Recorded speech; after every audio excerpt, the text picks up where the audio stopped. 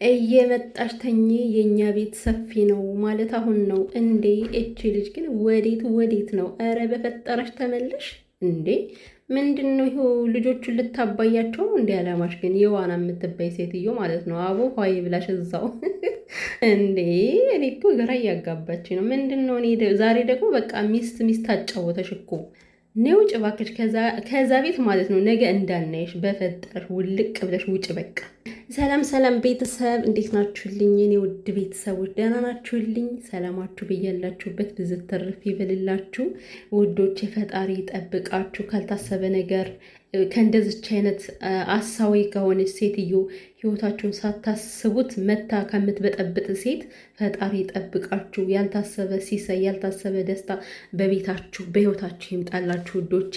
እና ውድ ቤተሰብ ላይክ ሰብስክራይብ እያደረጋችሁ ስለምታበረታቱኝ አመሰግናለሁ።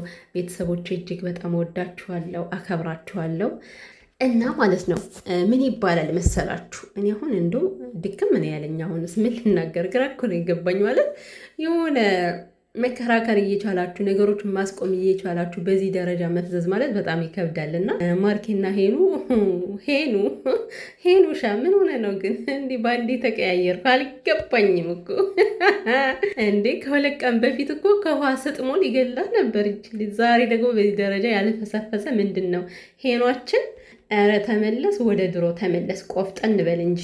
እና ምን ይባላል ወንድ ልጅ ፍቅረኛ ካለው ከሴት ጓደኛ በፍጹም መገናኘት የለበትም፣ ጭራሹኑ ሊኖረው አይገባም ይባላል። ለምን መሰላችሁ? ያው ብዙ ጊዜ ጓደኛ ሆነው የቆዩ ሰዎች የምታዩ ከሆነ የሆነ ይሄ ጓደኝነታቸው የሆነ በኢንተርቪው የምሰሙ ከሆነ 10 ዓመት ጓደኛሞች ነበርን፣ ከዛ በኋላ ደግሞ በትዳር ይሄን ያክል ቀጠልን፣ በፍቅር ይሄን ያክል ቀጠልን ብለው ሲያወሩ ሰምታችሁ ታውቃላችሁ። ለምን?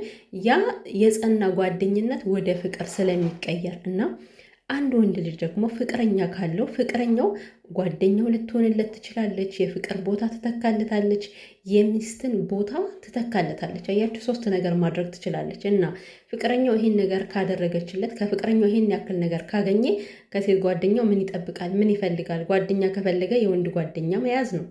ምክንያቱም ከዚህ ጋር ሴትና ወንድ አንድ አይደለም። ሴት ልጅ አንዴ ከፈቀረች፣ አንዴ ከፍቅር ሰመጠች ነው፣ አለቀ። ሌላ ወንድ ከዚህ ጋር ቢዘረጋ ማለት ነው ምንም አይመስላትም። ምንም ጠቅጥቃው ነው የምትሄደው። ወንድ እንደዛ አይደለም። ካለፈው ጋር ማለፍ ይፈልጋል። የምሬን እኮ ነው። እንደዚህ ስል ደግሞ ማርኬን የተናገርኩ ምናምን ይመሰላችሁ እንዳትናደዱ፣ ማርኬን የምትወዱ ሰዎች።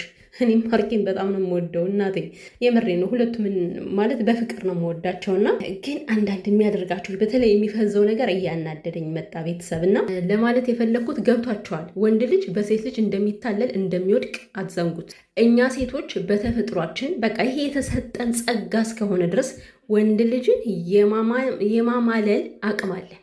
አያችሁ፣ ወደ መጥፎ ነገር የማስገባት አቅም እስካለን ድረስ ሴት ልጅ አሳሳች በአጠቃላይ ሰው የሴት ጓደኛ አያስፈልግም። እና ማርኬ ጓደኛዬ ናት በሚል ምክንያት ወይም ደግሞ ከተደረገለ አንጻር በጣም ግን እየጎዳች መሆኑን ማወቅ አለብህ። በመጀመሪያ ደረጃ የቤዚ እንኳን መታሰር አይደለም አንተን አልፋ እጅ መቀሰሯ ለአንተ ንቀት እንደሆነ ልትረዳ ይገባል እኮ። ጓደኛ ብትሆን ኑሮ እውነት አንተን የምታከብር አንተን የምትወድ ቢሆን ኑሮ በምትወዳት ሴት አትመጣብህም ነበረ በፍጹም። በአንተ ፊት እንደዚህ ወጣ ያለ ቃላት እንኳን መናገር የሚገባት ሴት አልነበረችም። ግን አንተን ከመናቋ የተነሳ ከመናገሩ አልፎ እችን ልጅ እስር ቤት 3 ቀን አሳድራታለች። አየህ፣ ይሄ ለአንተ ንቀት ነው። ምክንያቱም ሚስትህን የነካችሁ። እና ደግሞ በመካከላችሁ መከባበር ሊኖር ይገባል። ቤዚ አንተ አታድርጊ ያልካትን ነገር አታደርግም፣ አንተ ደግሞ ቤዚ አታድርጊ ያለችህን ነገር ያለማድረግ እኮ ነው። ለምንድን ነው እሷን መስማት ያልፈለግከው አንተ? ጋር ያልገባኝም። እንዴት እንዴ! ጭራሽ ሻንጣዋን እኮ ነው ይዛ ከፊትህ ላይ ሻንጣዋን ይዛ ውጭ በቃለቻት ማለት ነው። ይሄ ምን ማለት ነው?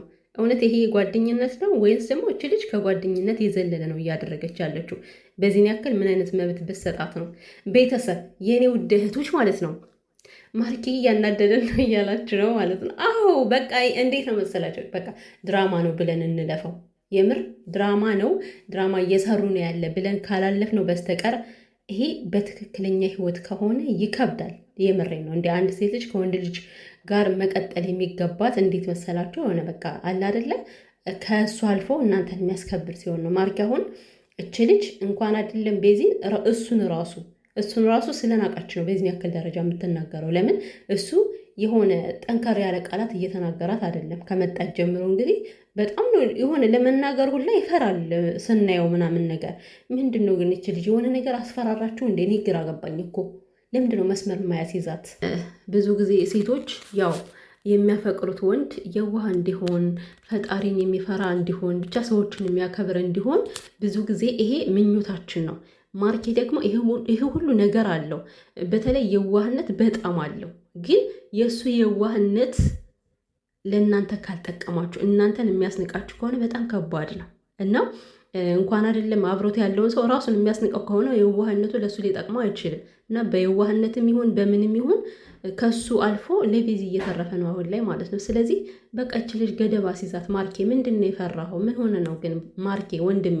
ማለት ለምንድን ነው እንደዚህ እየሆንክ ያለው? ልጅቷ የምታደርገው ነገር ልክ ነው ብለህ ነው የምታስበው? በምን አይነት ሂሳብ ነው እስኪ? ማለት ከኋላ የመጣ አይን አወጣ የሚባለው ስም ይወጣላቸው እኮ እውነት ነው። አይን አውጣ ስለሆኑ እኮ ነው፣ ደፋሮች ስለሆኑ ማለት ነው። ይሄ ብልግና ነው የምር። እንደ እኔ በቃ አሁን ድራማ ነው ብዬ እየተውኩት ነው። ሲጀመር እኔ የሆነ ተከት እያለኝ ነው እንደዚህ የሆነ በተደጋጋሚ የሆነ ጭቅጭቅ ሲሆን ማለት ነው ስልችት ነው የሚላችሁ ቤተሰብ ማርያምን።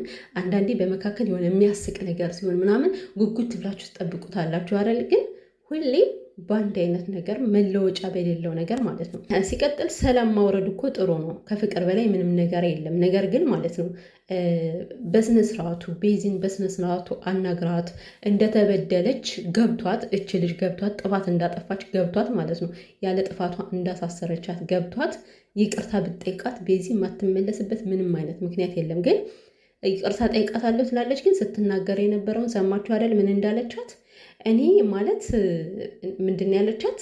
ጨካኝ እንደሆንኩኝማ አሳየውሽ አይደል እስር ቤት አስገብቼ ያለቻት ማለት ነው። እንግዲህ ይቅርታ ለመጠየቅ የተዘጋጀች ሰው እንደዚህ ከሰው ላይ ቂም የሚጥል ነገር ጥሎ ማለፍ ማለት በጣም ከባድ ነገር ነው። ይህን ስታዩ ልጅቷ ከልቧ እንዳልነበረ አሁንም ችግር መፍጠር እንደምትፈልግ ነው እኔ የተረዳሁት ማለት ነው። እንዲህ አብረው ሆነው የሆነ ነገር አበላችኝ ብላ እንደገና ከዛ ያዙኝ ልቀቁኝ ብላ ሐኪም ቤት ገብታ እንደገና ድጋሚ ብትከሳትስ? ለምንድን ነው ይሄ ነገር የማታስቡት? ሄኖክማ በቃ ቁልት ነው ያደረገ። ቆላ እኮ ምን ማለት ነው? አንተ ደግሞ ከመቼው ነው የተቀያየርከው? እና ቤዚና ማርኬ ሰላማችሁ ናፍቆናል። ያ የፍቅራችሁ የምትስቁበት ጊዜ ናፍቆናል። ፕሊዝ በቃ አቋርጦትና ማለት ነው። እስኪ አንድ ሰሞን ደግሞ በፍቅር ኑና ቅብጥብጥ በሉ ማለት ነው። ይችን የሆነ የምትባል ሴትዮ ሰው ሁሉ ጠልቷታል። አስወጧት እሺ። እና ቤተሰብዬ ማለት ነው ላይክ እያደረጋችሁ ለማንኛውም ድካም ነው እኮ ውዶቼ።